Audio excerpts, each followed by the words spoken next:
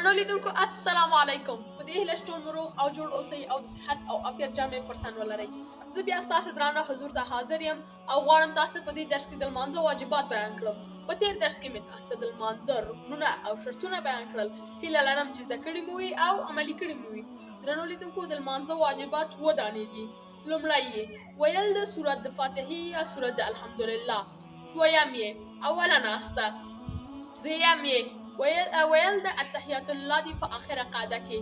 څلورم واجب د لمانځه په جهر سره قرائت کول د امام لپاره په هغه لمانځونو کې چې په جهر سره قرائت کیږي لکه د سهار، ماښام او ماسپښین.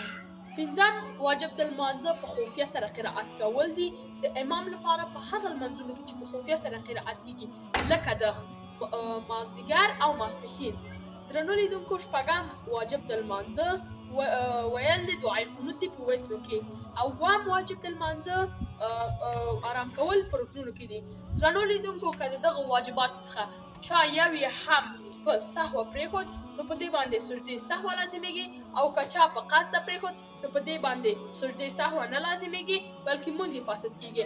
درنو لیدونکو دا وه زموږ د نن خپرونه. تر بلې خپرونې مې په لوی او بښونکي خدای سپارم.